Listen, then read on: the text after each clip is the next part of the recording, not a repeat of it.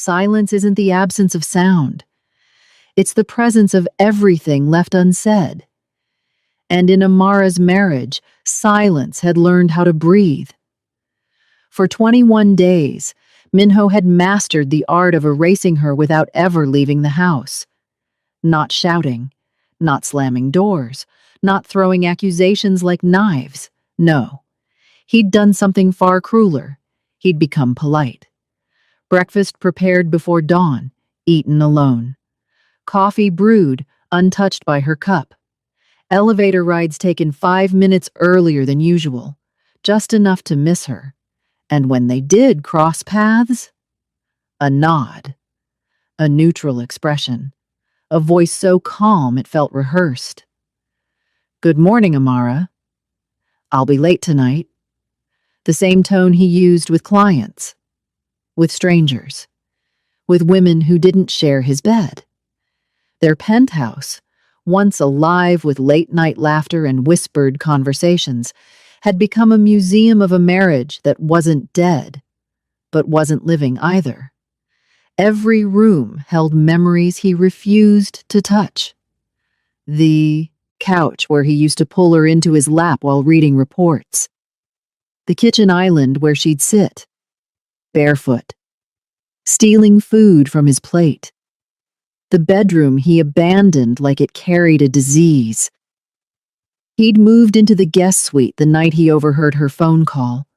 No explanation, no confrontation, just the quiet click of a door closing. That sound replayed in her head every night, like a gunshot echoing through an empty house. Amara stood at her vanity now, fingers trembling slightly as she reached for her earrings. Diamond. Heavy. Cold. A gift from Minho years ago, when he still looked at her like she was the only thing anchoring him to humanity. She studied her reflection. She didn't look like a neglected wife. She looked like a woman on the edge of doing something reckless, and that terrified her, because reckless choices were how people like Minho ended up dead, or worse. Still, she painted her lips red, not soft red, not romantic red. War red. If he's going to ignore me, she thought, then he'll do it knowing exactly what he's losing. The dress followed. Silk, clinging, unapologetic. She remembered when he used to help her into dresses like this. Fingers lingering, breath warm against her skin, murmuring that she was trouble in the best way. That man felt like a ghost now. She stood, smoothing the fabric over her hips, forcing her hands to stop shaking. Tonight wasn't about attention. It was about survival. As she stepped into the hallway, the penthouse felt too quiet. No music, no television, no movement. Just the faint hum of the city far below. Then, a voice. Minho's. Low, controlled. On the phone. She paused at the top of the staircase, unseen, listening without meaning to. "No mistakes," he was saying. "I want eyes on every exit." A pause. "No, not here. Not tonight." Her stomach tightened. He never talked business inside the house anymore. Not since he decided she didn't get to be part of his world. She descended the stairs slowly, heels clicking against marble. Each step felt deliberate, defiant. Halfway down, the voice stopped. The air changed. She didn't turn, didn't look, but she felt it. The weight of his attention, heavy, possessive, unmistakable. For the first time in 3 weeks. Minho was looking at her. She reached the midpoint of the stairs before he spoke. "Where do you think you're going?" His voice wasn't raised. That was the problem. It was low, even, sharpened by control.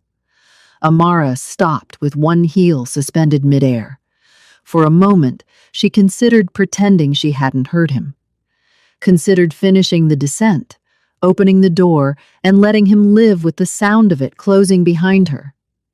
But something in his tone, something she hadn't heard in weeks, kept her frozen. Slowly, she turned. Minho stood at the entrance of his study, one hand braced against the doorframe. His sleeves were rolled up, exposing forearms etched with old scars. He never talked about. His posture was relaxed, but his eyes were not.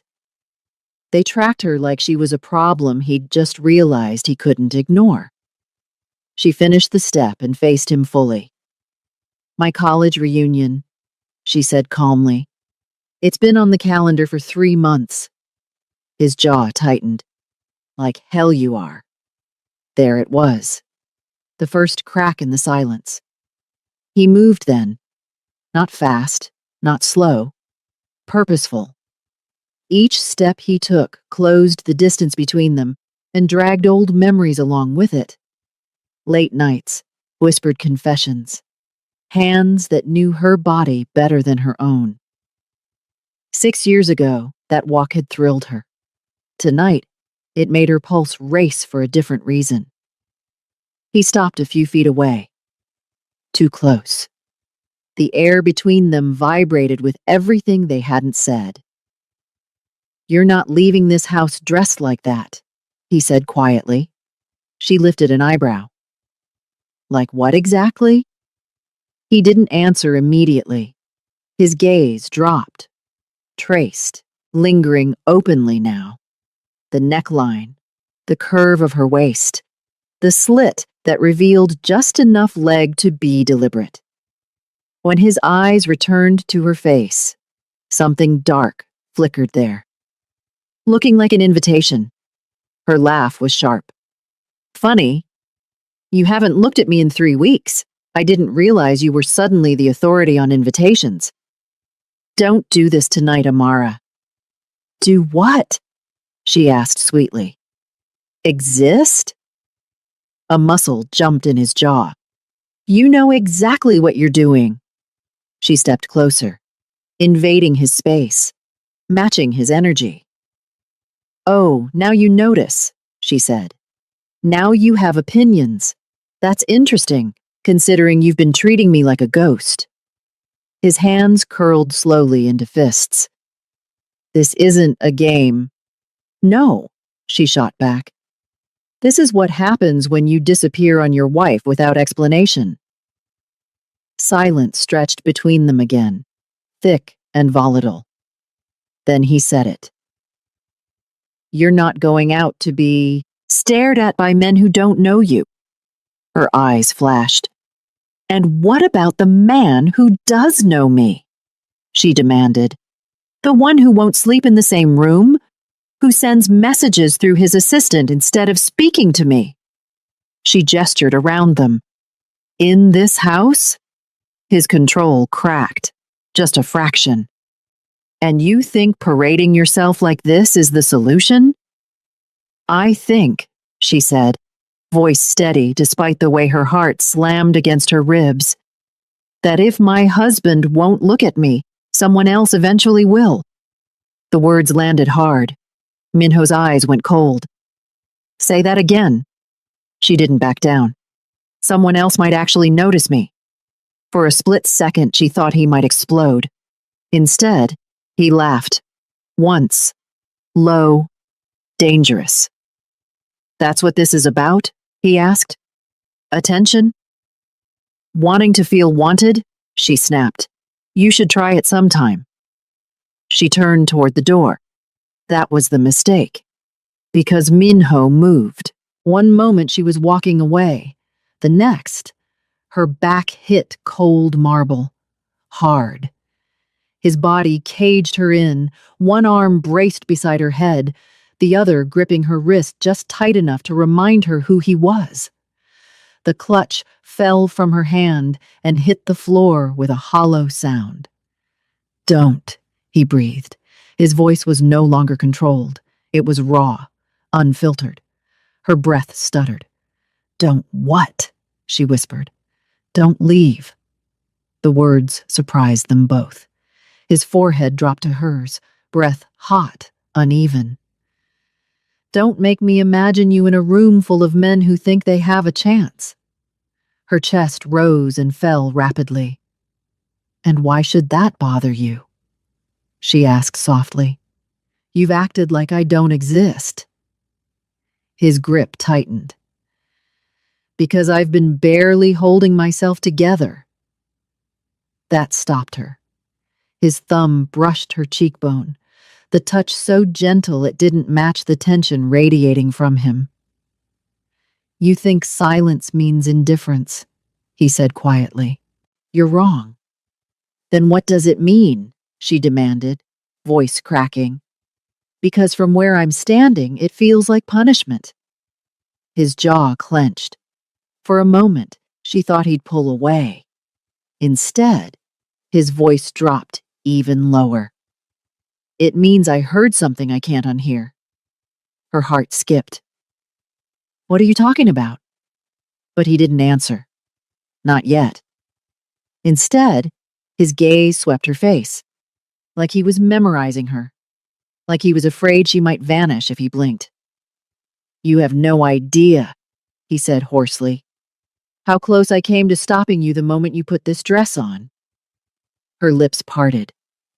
Then why didn't you? His eyes burned into hers. Because I didn't know if I still had the right. The space between them felt too small, too charged. Amara's back was still pressed to marble, the cool seeping through the thin fabric of her dress, grounding her just enough to keep her voice steady. The right? She repeated. Since when do you ask permission to speak to your own wife? His mouth tightened. This isn't about permission. Then what is it about, Minho? Her chest rose with a sharp inhale. Because I've spent 21 days guessing, and I'm done guessing. His eyes dropped briefly to her lips, then away. That hesitation, so unlike him, sent a chill through her. I heard you, he said finally. The words were quiet, but they hit her like a slap. Heard me. When? That night, he replied. 3 weeks ago. Her mind raced. The argument they never had. The door that closed. The silence that followed. You were on the phone, he continued, voice carefully neutral, like he was handling something volatile. You didn't know I was home yet. Her stomach sank. The call withdrew. You were laughing at first, he said. Then your voice changed. His jaw flexed as if he could still hear it. You said you felt trapped. Her breath caught. And then you said... He paused, swallowing hard. You didn't know how much longer you could do this. The words echoed between them. Her eyes widened. That's what you think I meant? He laughed softly, humorless. That's what you said. No, she whispered. That's part of what I said. He leaned back slightly, enough to look at her fully. And what part exactly makes it better? She pushed against his chest, forcing space between them, not because she wanted distance, but because she needed him to hear her. I said I felt trapped, she repeated, but not by you, not by our marriage. His brow furrowed. Then by what? By your walls, she shot back. By the way you shut me out. He stiffened. You were the one pulling away.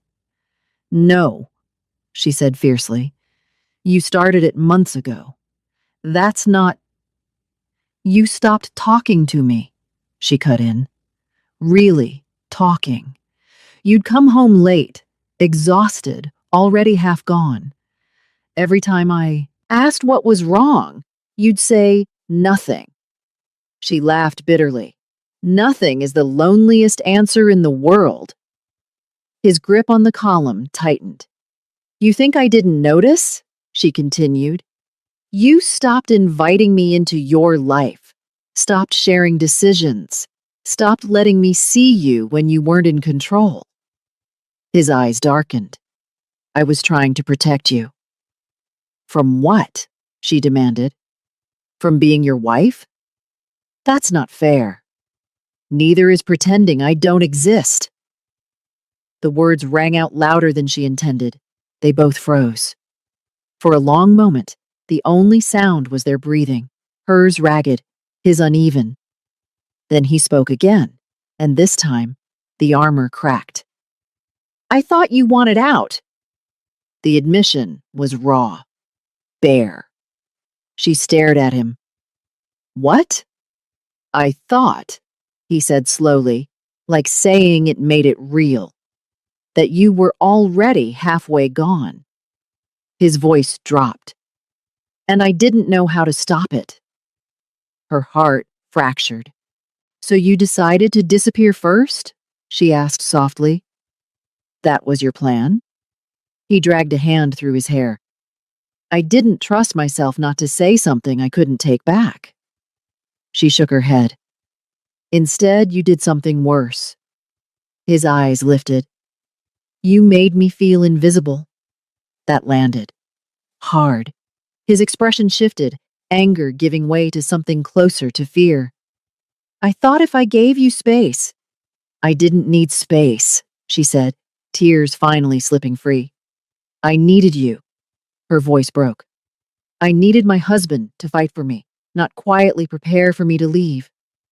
Silence fell again, but this one was different. Not cold.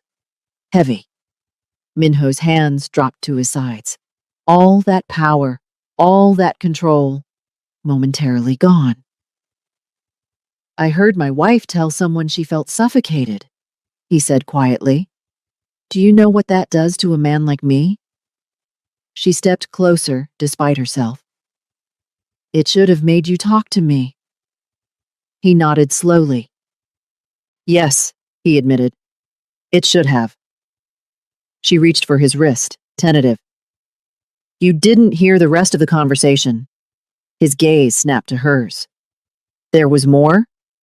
Yes, she said urgently. I said I felt trapped outside your life, like I was married to a ghost. His breath stuttered. I said I missed you, she continued, that I didn't recognize us anymore, that I was scared of losing you. His throat worked. You never said you wanted to leave. No, she said firmly. I said I wanted you to let me back in. The truth settled slowly, painfully. Minho closed his eyes. When he opened them again, they were glassy. I spent 3 weeks preparing myself to be abandoned, he said hoarsely. Do you know how insane that made me? Her hand slid up his chest, resting over his heart. I was drowning in your silence, she whispered. We were both suffering. Alone. His shoulders sagged, just slightly. I thought I was being strong, he said. Turns out I was just scared. She leaned her forehead against his. Next time, she murmured, be scared with me, not without me. His breath left him in a shaky exhale. I don't know how to do that, he admitted. She closed her eyes. Then we learn. For a long moment, Minho didn't speak. He just stood there, forehead resting against hers, breathing like the weight of everything he'd been carrying had finally caught up to him. When he pulled back, his eyes were darker, but not with anger, with exhaustion. I didn't shut you out because I stopped loving you, he said quietly. I shut you out because things have been getting worse. Her fingers tightened in his shirt. Worse how? He hesitated. That alone told her more than words. You know the Bususan families? He asked. She nodded. Of course she did. Everyone in their world knew that name. They were old power, quiet, ruthless, patient. The kind of people who, didn't make threats unless they planned to follow through. They've been moving, he continued, into routes that were never theirs, shipping lanes, ports, logistics. Her stomach tightened.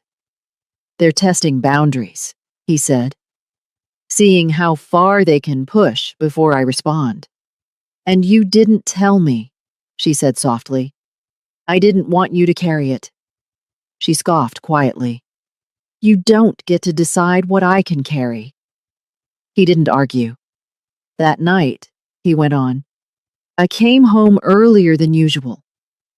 I heard your voice before I heard the words. His jaw tightened again. And I thought you were already planning an escape. Her heart clenched. At the same time, he said, the threats were escalating. 2 of my men were attacked. 1 of them barely made it. She sucked in a breath. I started sleeping in the guest room because I couldn't stand the thought of you being next to me if someone decided to make a move. Her head snapped up. What? They watch, he said. They wait. They look for weakness. His hand cupped her face, rough thumb brushing her cheek. And nothing in my life is a bigger weakness than you. Her chest ached. So your solution, she said, was to pretend I wasn't important? I thought distance would make you safer. That's not how danger works, she whispered. Isolation makes people vulnerable. His eyes closed briefly. I know that now. She searched his face. You've been carrying a gun in the house. His eyes opened. You noticed? I notice everything, she said quietly. The way you check exits. The way your hand goes to your jacket when the doorbell rings. He swallowed. I didn't want you afraid. I was already afraid, she said. I just didn't know why. He leaned closer, voice dropping. I was terrified they'd use you to get to me. Her hand slid to his chest. And you thought pushing me away would stop that? I thought, he admitted bitterly, that if they saw distance between us, you'd be less valuable. She stared at him. That's the dumbest strategy I've ever heard. A huff of laughter escaped him despite himself. I told you, he said. Coward. She shook her head, tears threatening again. You're not a coward, Minho. You're just used to handling everything alone. His gaze softened. And you don't let anyone help you, she continued. Not even the woman who married you knowing exactly what kind of man you are. His thumb brushed away a tear that had escaped her. You don't scare me, she said firmly. Your world doesn't scare me. He searched her eyes. You should be scared. I'm not, she said. I'm angry. At me? At the fact that you didn't trust me enough to stand beside you. That cut deeper than anger ever could. I didn't want you to look at me differently, he admitted. Not when things get ugly. She tilted her head. I already know they're ugly. Her fingers traced a familiar scar along his forearm. I've seen the blood on your cuffs. I've seen the way you wake up at night like you're still fighting someone. His breath hitched. You think I married you thinking you were just a businessman? A small, humorless smile tugged at his lips. No, he said. I married you because you see too much. Then stop pretending I'm fragile, she said. I'm not glass. He nodded slowly. I didn't want to burden you. She stepped fully into him now, arms sliding around his waist. Marriage means sharing the weight, she murmured. Even when it's heavy. His arms wrapped around her automatically, holding her like he'd been afraid to for weeks. I thought I was losing you, he confessed. Every day I woke up expecting to find you gone. And I thought I already had, she replied. He rested his forehead against her hair. These 3 weeks, he said quietly, have been hell. Her grip tightened. Then let's not do that again. He pulled back just enough to look at her. I don't know how to protect you without hurting you. She met his gaze steadily. Start by letting me choose. Silence fell, but this time, it wasn't cruel. It was full. Okay, he said finally. Then you need to know something. Her pulse quickened. There's a meeting in 3 days, he continued. Neutral territory, if it goes badly. He didn't finish. She didn't need him to. Then things escalate, she said. He nodded. And I don't want to face that without you knowing what's at stake. She exhaled slowly. Good, she said. Because I'm done being kept in the dark. His lips curved faintly. Of course you are. She glanced toward the door. The reunion. He followed her gaze. Do you still want to go? She considered it, then shook her head. No. His brow furrowed. No? She turned back to him. I'm not walking into a room full of strangers when my marriage is on the line. Something in his chest visibly loosened. You're staying? She nodded. But not because you told me to. He smiled faintly. I wouldn't dare. Her fingers slid into his. I'm staying because we're not finished here. The decision settled between them quietly. Not dramatic, not loud, just solid. Like something finally locking into place. Minho exhaled slowly, as if releasing weeks of tension he hadn't allowed himself to acknowledge. Stay, he said. Not as a command, not as a demand, but as something dangerously close to a plea. Amara reached up, straightening the collar of his shirt. I am staying, she said. But this time, we do it differently. His eyes searched hers. No more disappearing, she continued. No more silent punishment. No more deciding what I can and can't handle. He nodded once. I swear, he said. No more distance. She studied his face, the familiar strength softened by vulnerability. You don't have to be invincible with me, she said quietly. You don't have to carry everything alone. He gave a faint, tired smile. That's going to take practice. I'm patient, she replied. When you let me be. A pause. Then, softer. I missed you. The words landed heavier than any argument ever could. She leaned into him, resting her forehead against his chest. I was right here, she murmured. You just stop reaching. His arms closed around her fully now, holding her like he'd been afraid she might disappear if he loosened his grip. I won't do that again, he said. Not to you. They stayed like that for a moment. No words, no tension, just breathing together. For the first time in weeks, it felt like home again. Finally, she pulled back slightly. The guest room, she said. His jaw tightened. I hated every second of it. Good, she said, because you're not going back there. He almost smiled. Almost. I don't plan to. She glanced toward the staircase. Then come upstairs. Not seductive, not teasing. Certain. Something shifted in his expression. Not hunger, but relief. He took her hand. Every step up felt different than it had hours earlier. Not defiant, not angry, intentional. Their bedroom door opened to familiar space and familiar silence, but this silence didn't suffocate. it settled. Minho paused just inside, like he wasn't sure he belonged there anymore. She noticed, and that broke her heart a little. "You don't need permission," she said gently. "This is still your room." "Our room," he corrected.